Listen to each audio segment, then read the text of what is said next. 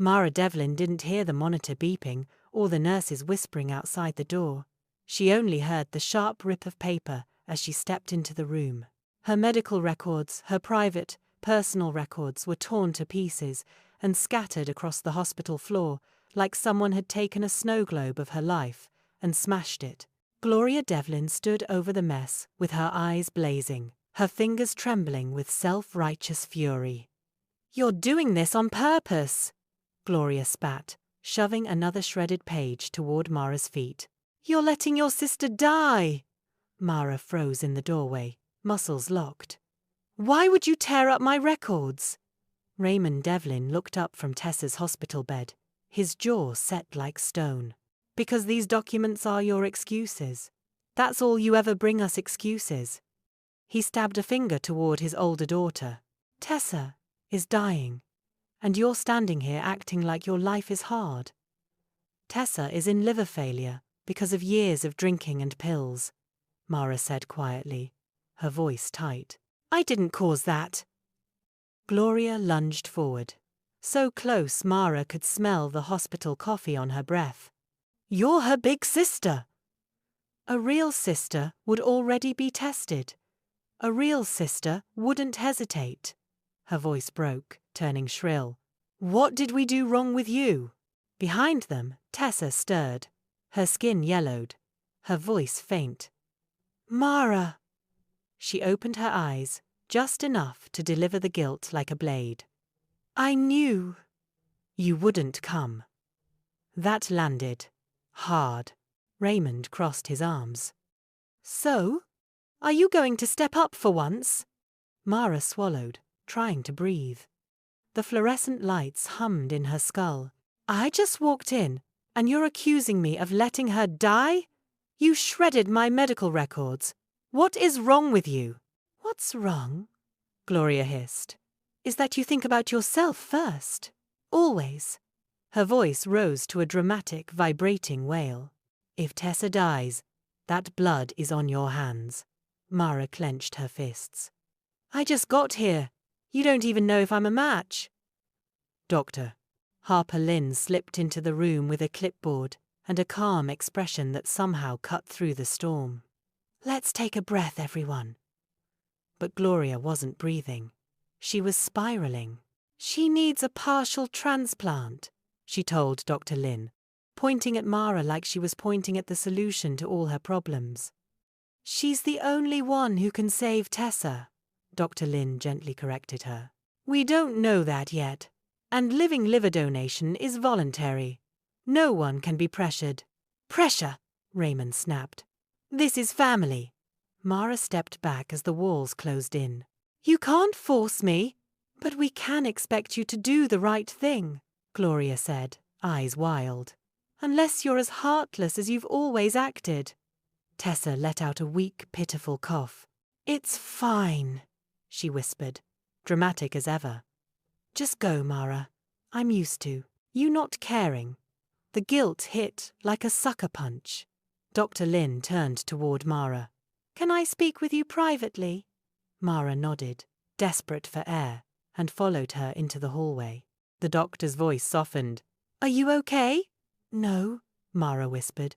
"Not even a little. I can see that."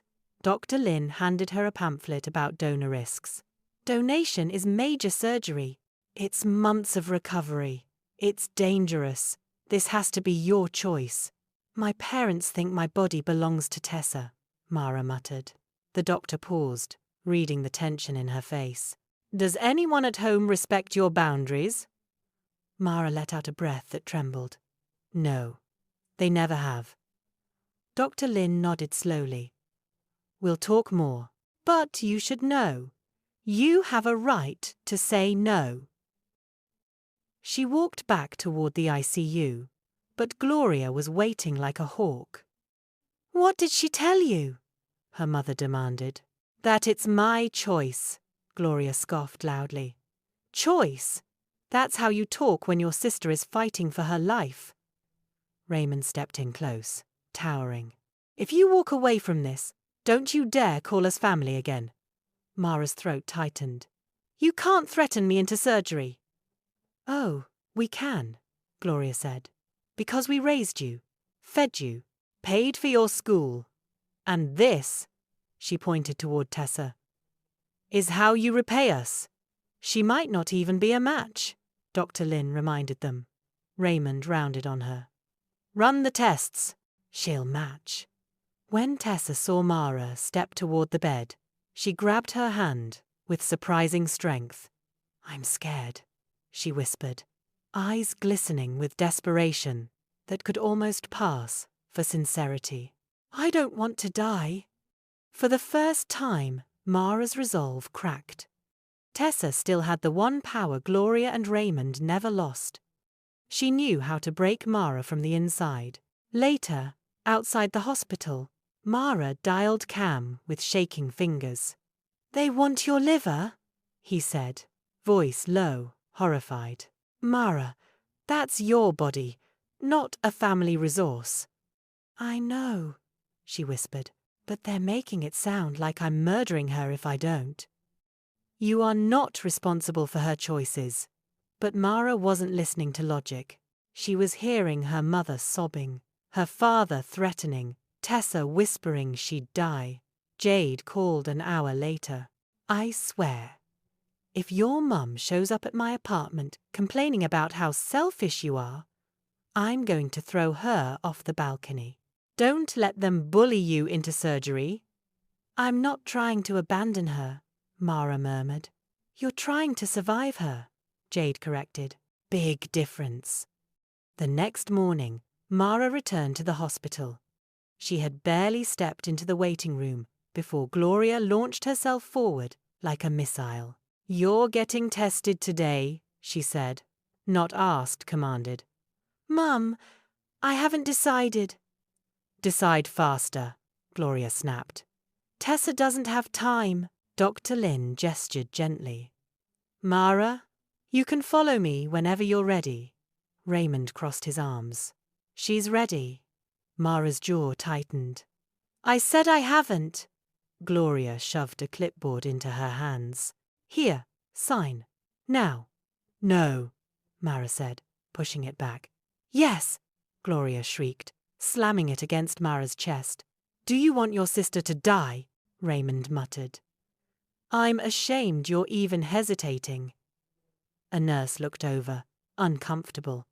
Gloria didn't care. Scar. That's it, she hissed. If you don't get tested today, don't come home. Don't come back. You're not our daughter. The words pierced like a blade. Mara's breath hitched. Dr. Lynn stepped in. Enough. You're upsetting the entire floor. But Gloria wasn't finished. Test. Now. Mara's heart pounded. Her body shook. And for the first time in years, she felt 12. Again. Cornered. Voiceless. Powerless. Fine, she whispered. Raymond exhaled with satisfaction. Gloria wiped fake tears. And Tessa, from her bed, gave a weak smile like a victor, claiming her prize. Mara felt the ground split under her feet. A phlebotomist led her to the testing lab. Needles, blood vials, ultrasounds, consent forms. Her signature trembled across each page. She felt like she was signing ownership of her body away. The psychologist evaluation came next. Dr. Keller, soft-spoken, perceptive, impossibly calm. Do you feel pressured? She asked. Mara stared at the floor. Dr. Keller's eyes softened. You can tell me. Mara's throat tightened. My parents said I'm not their daughter if I don't. Dr. Keller wrote something down. That is coercion. The word hit like truth and lightning. Doctor, Keller folded her hands. I cannot ethically clear you for surgery. We must pause. Relief flooded Mara's chest, but it vanished the moment Gloria found out. You failed the psych eval on purpose! Her mother screamed across the cafeteria. You told them lies to get out of helping your sister! People stared. Mara froze. Raymond began shouting. A security guard approached. Tessa texted. Thanks for proving you never loved me. Guess I'll die then. and something inside Mara shattered. "Fine," she whispered to her parents. They stopped fighting mid-shout. "I'll redo the evaluation," she said hollowly. "I'll tell them what you want to hear." Gloria exhaled in triumph. Raymond nodded. "That's our daughter." And Mara felt herself disappearing. The next morning, Mara sat in a different psychologist's office. She kept her eyes on the framed beach photo on the wall, while Dr. Sanderson's stern, detached, asked the same questions Dr. Keller had. "Do you feel pressured by anyone to donate?" "No," Mara lied. "Are you choosing this freely?" "Yes." "Do you understand you may face months of recovery, possible complications, and long-term risks?" "Yes." Her voice didn't sound like her own. It sounded like someone who'd surrendered. The evaluation ended in under 15 minutes. Dr. Sanderson signed the clearance. Mara felt sick. Afterward, Dr. Harper Lynn found her waiting outside the lab. "You seem different from yesterday." Mara forced a smile. "Just tired." Dr. Lynn studied her face, searching for something. "If you're changing your mind because of pressure—" "I'm not," Mara cut in, the lie sharper this time. "I'm sure." Dr. Lynn didn't believe her, but she didn't press. "We'll move on to final compatibility testing." Mara nodded, heart thudding. Hours passed. Vials of blood, tissue typing, consent forms thicker than textbooks. Mara signed everything with numb fingers. Still, Tessa and her parents hovered like vultures. At one point, Gloria burst into the family room, holding a styrofoam cup of coffee, like a trophy. "We talked to the pastor," she said. "He's praying for you, says God rewards sacrificial daughters." "Mom, this isn't a biblical test," Mara muttered. "Oh, everything is a test," Gloria shot back. "And you've been failing since childhood." Raymond adjusted his jacket. "The sooner you accept your role, the better." "My role?" Mara echoed. "You're the strong one," he said simply. "Tessa's fragile. You were made to protect her. Made. Like she'd been manufactured. A tool, a resource, not a daughter." Mara's stomach twisted. Cam texted, "Checking on you. Please don't let them break you." But the breaking had already begun. By noon, Mara was back in the waiting area for the final cross-match results. She sat with a paper cup of water that she didn't drink, her leg bouncing uncontrollably. Her family sat opposite her. "You look nervous," Tessa said softly, voice trembling with guilt-laced fragility. "I didn't want this. I mean, I did. I do. I'm scared. But I didn't mean to cause you pain." Mara stared at her. The sincerity almost looked real. Almost. Gloria stroked Tessa's hair, like she was touching a saint. "Don't stress her," she warned Mara. "She needs peace," Raymond grumbled. "She needs a liver." A nurse passed by and flinched at his tone.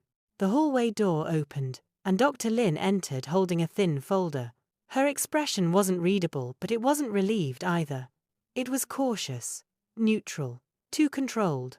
"Mara," she said softly, "could we talk in my office?" Gloria leapt up. "Whatever you have to say it here." Dr. Lynn hesitated. "It's personal."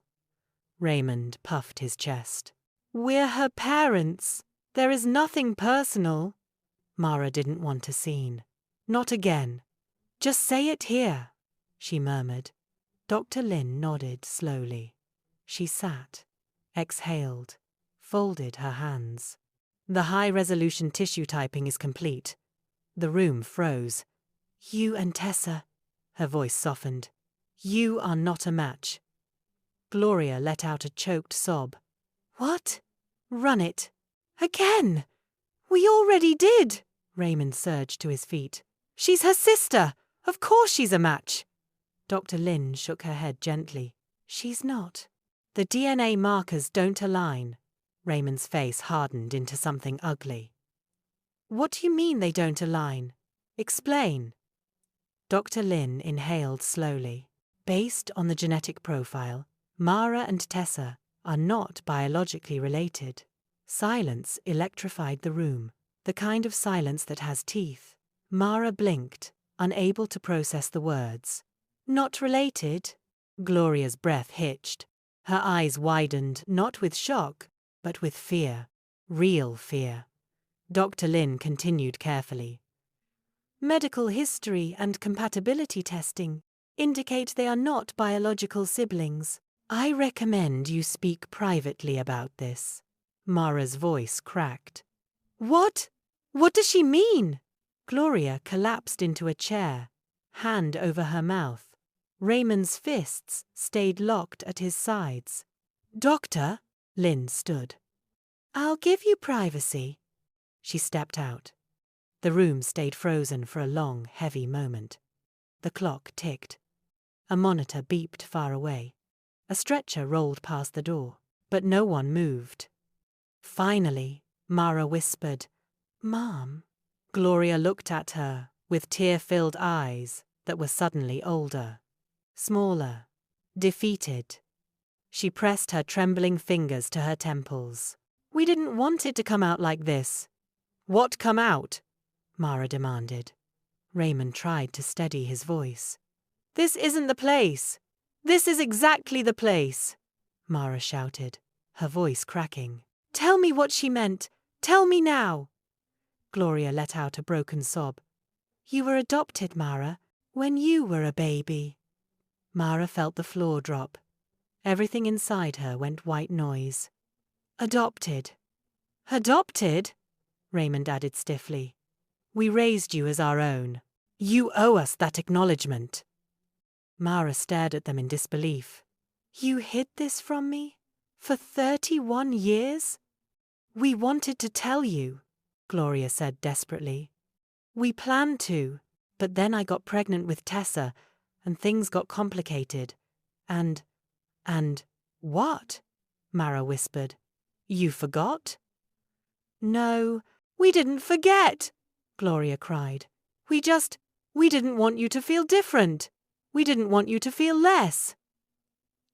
Less, Mara laughed, a painful, sharp sound. You made me feel less every day of my life.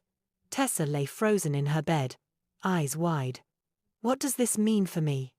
Mara turned to her. It means I don't owe you my body. That's not what I meant, Tessa started. Gloria interrupted, panicked. This doesn't change anything. We are still your parents. Raymond's voice tightened. We fed you. We housed you. We clothed you. Mara's voice rose. That's called parenting. It's not currency for my organs. Tessa's voice cracked. So you won't help? Mara looked at her, and for once there was no guilt left, only clarity. I can't help, even if I wanted to. We aren't a match. Tessa burst into tears. Gloria reached for her dramatically. Raymond stared at Mara like she'd committed treason. Mara took a step back. I want to leave, Raymond snapped. Don't walk away. I'm done, Mara said, her voice hollow. She walked out before they could stop her. Outside, she collapsed into her car, gripping the steering wheel so tightly her knuckles whitened. Her phone buzzed non-stop. Her parents, Tessa, Gloria, Raymond, unknown numbers. She turned it off. When she got to her apartment, she slid to the floor and cried until her ribs ached. That night, Jade came to her door with soup. Cam wrapped a blanket around her shoulders. They didn't ask questions. They didn't demand anything. They just stayed. After hours of silence, Jade finally whispered, They lied to you about everything. Mara wiped her face. I don't even know who I am. Cam brushed her hair back. Then let's find out. Together. The next day, Mara bought 3 DNA test kits. Spit in each tube, sealed them, mailed them. She didn't tell her parents. She didn't call the hospital. She didn't check on Tessa. She just waited. Days passed. Mara felt adrift, like her identity had been unplugged from its outlet. Then the first result arrived. A match to a second cousin. Then another. Then a message. "I think you're connected to someone named Nora Bennett." Mara's heart stuttered. A private adoption researcher named Silas Grant confirmed it days later. Her biological mother was alive, living in Portland, Oregon, Nora Bennett. Mara stared at the name for hours. Then she wrote a letter. And with shaking hands, she mailed it. Mara didn't expect a response for weeks, maybe months, maybe never. But 3 days later, as she sat on the couch trying to force herself to eat something, her phone buzzed with a number she didn't know. She stared at it, pulse pounding. She answered. A soft, steady voice came through. "Mara? This is Nora Bennett." The world tilted. Mara's breath caught. "You got my letter?" "I did," Nora whispered. I've been waiting 31 years to hear from you." Mara closed her eyes. Her throat tightened. "I didn't even know I was adopted." Silence. Then, a heartbreaking sound. Nora exhaled shakily. "Your adoptive parents said it was a closed arrangement. I sent letters, pictures, updates. I never heard back. I thought you didn't want to know me." Mara pressed a hand to her chest, feeling the hurt in her bones. "They hid everything." "Oh, sweetheart." Nora's voice broke, warm and aching. "I wanted you. I was 17. I had no money, no support. I was told adoption was the only way to give you a good life." A tear slid down Mara's cheek. "I wish someone had told me the truth." "We can start now," Nora whispered. "If you want that." They talked for nearly 3 hours. Nora told her about her life, her job, her home, her husband, her 2 younger children, Eli and Sienna, who grew up hearing stories about the big sister they might meet someday. "She always kept a photo of you on the dresser," Nora said softly. "You were never forgotten." When the call ended, Mara was trembling not with pain, but with something new, something like hope. That night, she sat on the floor, surrounded by the few items she had from childhood. None of them felt connected to her anymore. None of them felt like hers. But the thought of meeting Nora, of seeing someone who shared her face, her blood, her history, sparked a light she hadn't felt in years. A week later, her adoptive parents called again. And again, and again. She ignored all of them. Then, one afternoon, Tessa's name flashed across the screen. For a moment, Mara almost let it ring out. But something in her shifted. She answered. Tessa's voice was thin, fragile, not manipulative this time, just tired. "I had the surgery," she whispered. "A deceased donor. I'm recovering." "I'm glad you're okay," Mara said quietly. A pause. "I didn't know you were adopted." "I didn't either," Tessa swallowed. "Everything I said to you, everything I did." She broke off with a shaky breath. "I can't take it back, but I'm trying to be better. I'm in therapy. Mum and Dad too." Mara said nothing. Tessa added softly. "I'm sorry. Truly sorry. Not because I want something from you, just because I hurt you, and you didn't deserve that." It was the first sincere thing she'd ever said. Mara didn't forgive her. Not instantly, not fully. But she saw the small crack of honesty, the beginning of work. "Thank you for saying that," Mara whispered. They ended the call gently. The next morning, Mara booked a flight. She didn't tell her parents. She only told Cam and Jade.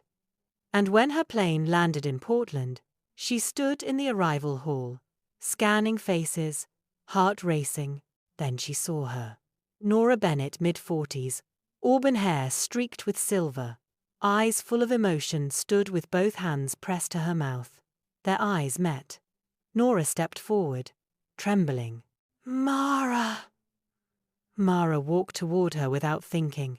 They stopped inches apart. Nora lifted a shaking hand, lowering it again like she was afraid to touch something sacred. "May I?" she whispered. Mara nodded, and Nora pulled her into a hug that felt like a missing heartbeat snapping back into place. It was awkward for only a moment, then fiercely natural. Like an instinct. "I'm so sorry," Nora whispered into her hair. "I never stopped loving you." Mara clung to her. "I never knew. You do now." Nora cupped her face with hands that had waited 3 decades. "And we have all the time in the world to fill."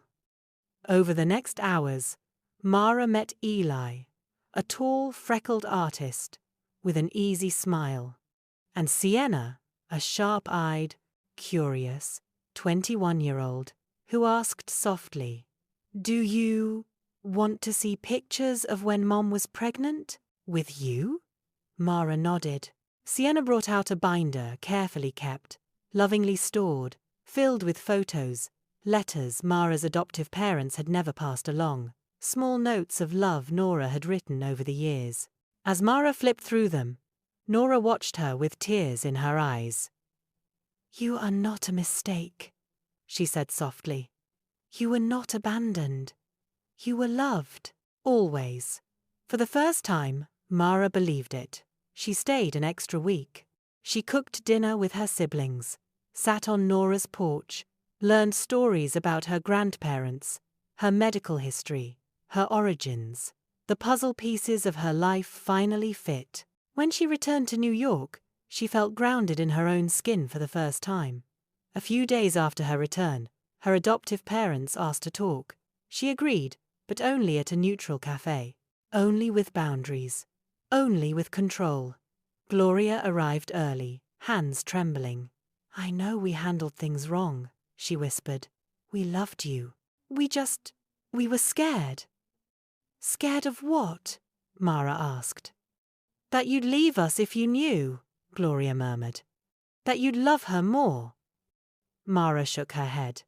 "You took that choice from me, and you used me. When you needed something from my body, suddenly I mattered. That isn't love." Tears streamed down Gloria's face. "I'm so sorry, Mara. We're trying to change." Raymond was quieter, stiff but remorseful. "I made mistakes, big ones." Mara nodded once. "I hear you, but rebuilding will take time. And boundaries." They agreed. They didn't try to hug her. They didn't push. It was a start. Later, she met Tessa in a park. They sat on separate ends of a bench at first. "You don't owe me forgiveness," Tessa said softly. "I'm just grateful you answered the phone." Mara studied her. "I don't know what we'll become." "I know," Tessa whispered. "I'll show you over time." And for once, there was no manipulation, no guilt, just honesty. Mara left with a quiet peace, not because everything was fixed, but because everything was finally true. 2 weeks later, Cam took her on a sunset walk along the river. He stopped at the railing, turned toward her, and pulled a small ring box from his pocket. "Mara Devlin," he said softly. "I've watched you survive what should have broken you, and rebuild yourself with more strength than anyone I've ever known. Will you marry me?"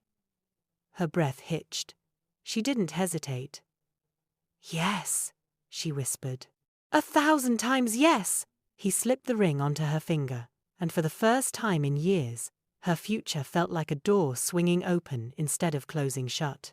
Mara exhaled, steady and whole. She had 2 families now. One she was born into, one she chose, and both would learn to earn their place in her life. Her past had been built on lies, but her future finally was built on truth. If you're watching this, and you're still here, Drop a comment below about where you're watching from. And if stories like this hit home for you, make sure you like this video, subscribe, and turn on notifications so you never miss the next one. Sometimes the hardest stories are the ones that show us how strong we really are.